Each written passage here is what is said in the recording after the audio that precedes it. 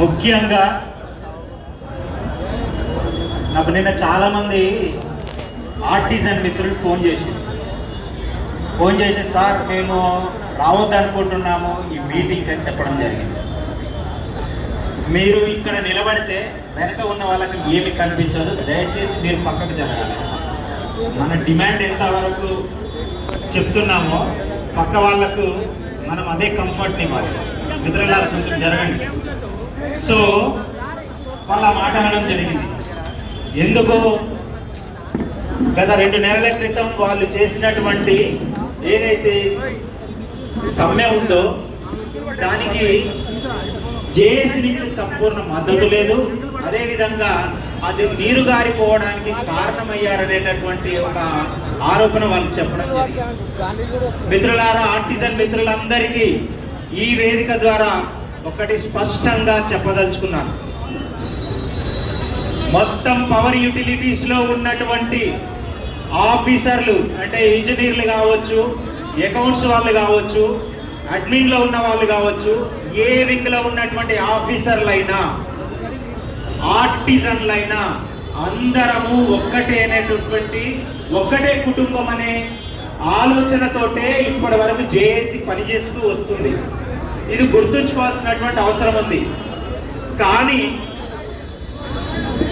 గత ప్రభుత్వం, గత యాజమాన్యం అవుట్సోర్సింగ్ కార్మికులని తెలంగాణ ఉద్యమంలో భాగస్వాములుగా చేసినప్పుడు మాట్లాడినటువంటి మాటలు ఇప్పటికీ మాకు గుర్తున్నాయి. చంద్రబాబు నాయుడు వచ్చిండు, ప్రపంచ బ్యాంక్ చెప్పింది మొత్తం ప్రైవేటీకరణ చేయమన్నారు, అవుట్సోర్సింగ్ ఏజెన్సీలకు ఇచ్చేయమన్నారు, కాబట్టే ఈ యొక్క దరిద్రం అంతా వచ్చిందని గత ప్రభుత్వంలో మాట్లాడారు. ఆ యొక్క చంద్రబాబు నాయుడు గారు చేసినటువంటి ఏదైతే విధానం ఉందో దాన్ని పూర్తిగా ఎత్తేస్తామన్నారు. అన్నారా లేదా? మనం తెలంగాణ ఉద్యమంలో పూర్తిగా ఎత్తేయాల్సినటువంటి పరిస్థితులలో ఆర్టిజన్ అనే ఒక పదం ఎట్లొచ్చిందనేది ఇప్పటి వరకు ఎవరికి పూర్తిగా తెలియదు.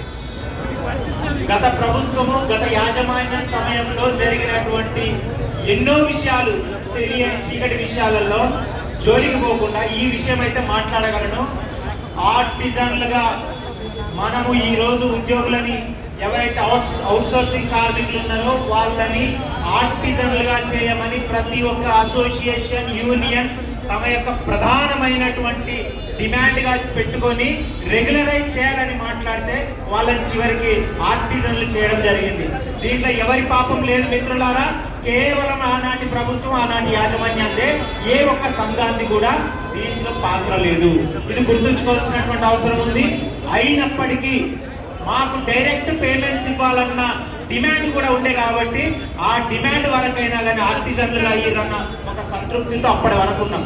కానీ ఏదైతే ఉద్యోగులకు ఇస్తున్నటువంటి ఏపీఎస్సీబీ సర్వీస్ రూల్స్ ఉన్నాయో అవే రూల్స్ కూడా ఆర్టిజన్లకు ఇచ్చి వాళ్ళని శాశ్వత ఉద్యోగులుగా గుర్తించాలన్నటువంటి డిమాండ్ అన్ని యూనియన్లది, అన్ని అసోసియేషన్లది కూడా. కాబట్టి గతంలో మీరు చేస్తున్నటువంటి సమ్మె సమయంలో మేమందరం జేఏసీ తరఫున ఉప ముఖ్యమంత్రి గారి దగ్గరికి వెళ్ళినప్పుడు ఆయన ఒకటే మాట అన్నారు, మీరు ఫస్ట్ కాల్ ఆఫ్ చేసుకొని రండి, దెన్ ఓన్లీ టాక్స్ అన్నారు. ఒకసారి కాదు, 2 సార్లు కాదు, 3-4 సార్లు ఇదే పదం, ఇదే స్టేట్మెంట్ ఆయన ఇవ్వడం జరిగింది. ప్రభుత్వం అంటే ఆ రోజు ఈ విద్యుత్ శాఖ మార్చులుగా ఉప ముఖ్యమంత్రి గారు ఉన్నారు. మరి ప్రభుత్వం తరపు నుంచి వచ్చినటువంటి స్టేట్మెంట్ అది. అంటే మీరు కాల్ ఆఫ్ చేసి వస్తే చర్చలు అన్నారు, రైట్. అదే విషయం వచ్చి మేము చాలా క్షుణ్ణంగా చెప్పడం జరిగింది. వాళ్ళందరి తరఫున నేనే చెప్పడం జరిగింది, ఆర్టిజన్ల సబ్జెక్ట్ మీరు మాట్లాడండి అంటే నేను మాట్లాడాను.